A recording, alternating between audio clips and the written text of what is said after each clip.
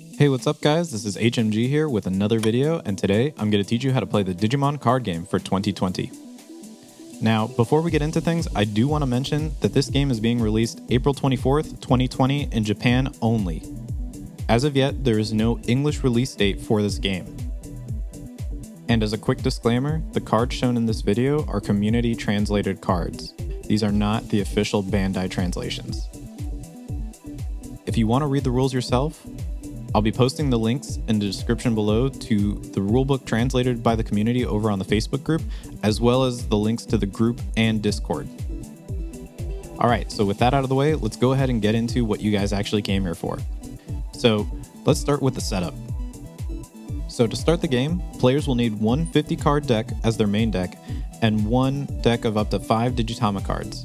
Decks are allowed up to 4 copies of each unique card. Name does not matter here. If you have one Agumon with one set of effects, and you have another Agumon with a different set of effects, you can have up to 4 of each of those cards. After decks are made, players will shuffle their main and Digitama decks. Players will place their decks in the deck area and Digitama decks in the raising area. Players will then remove 5 cards from the top of their deck and place them in the security area, and then draw 5 cards to start. Whomever goes first will not get to draw a card on their first turn and will start the memory counter at 0. Now that we're done with the setup, let's move on how to win the game. Each player will have 5 security cards or life points, hit points, whatever you want to call them, that comes from their main deck of up to 50 cards.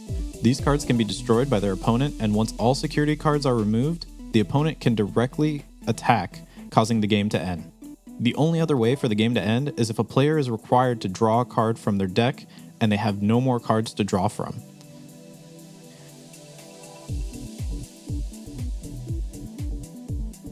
Alright, so let's move into the meat of the game, the cards. So the game in its current state has 4 different types of cards: Tamers, Options, Digitama, and Digimon cards.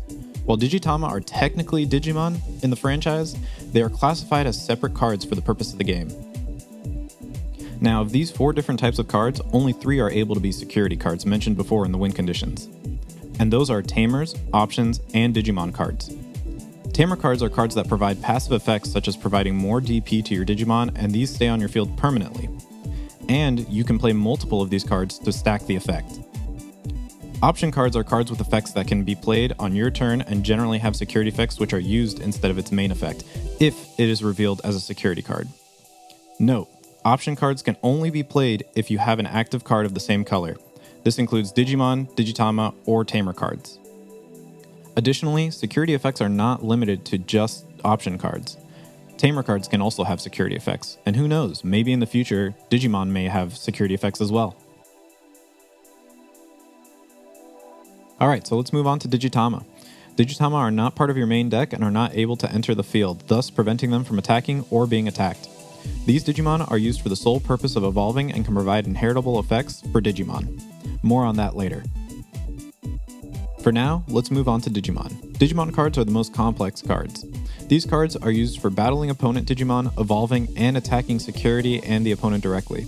These cards may also have effects and inheritable effects.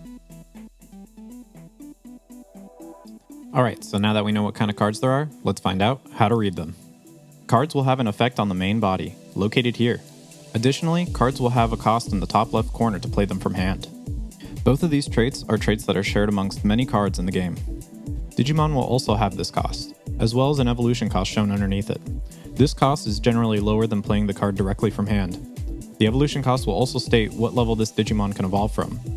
The level can be found on the bottom left of a Digimon or Digitama card. Looking over at the top right corner of the card, you'll find the Digimon's DP. DP is used as the Digimon's power and is used for battling. Inheritable effects. Both Digimon and Digitama can have inheritable effects. Inheritable effects cannot be used on the current Digimon, but instead only on the Digivolutions further up the chain. Let's go ahead and move on to the game's mechanics. This game uses a memory gauge system which utilizes the game's resource, memory.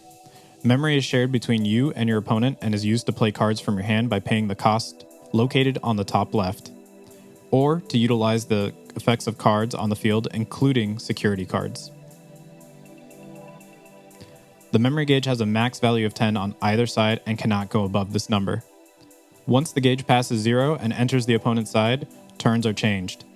Before the turns are changed, all current effects and battles must resolve before switching. If a player decides to pass their turn without passing 0, then the other player will start their turn with 3 memory. With the memory gauge out of the way, we can go ahead and start talking about the phases. The phases are as followed. First is active phase, then draw phase, raising phase, then main phase.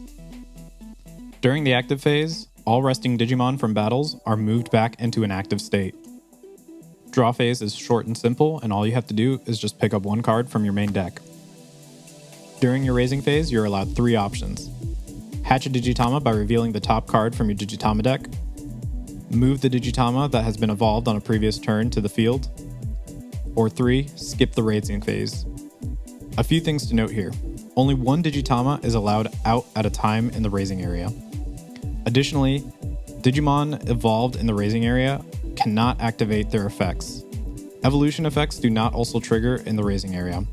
Also, if a Digimon with an on-play effect is moved from the raising area to the field, the effect is not triggered. And with that, let's go ahead and move on to the last phase, main phase. Main phase is where the bulk of interactions are taken. During this phase, you may play any Digimon, Tamer, or option cards from your hand, provided you have the memory to play them. You can also Digivolve to make your Digimon stronger, and attack resting Digimon, security cards, or the opponent directly if they have no security cards.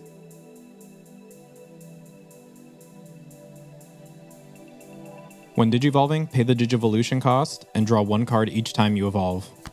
Evolution is a key mechanic as it lets you cycle through your deck faster by drawing cards as well as getting more powerful Digimon to the field for a cheaper cost. Digimon can only Digivolve from the color indicated in the evolution cost. In this case, the color is red.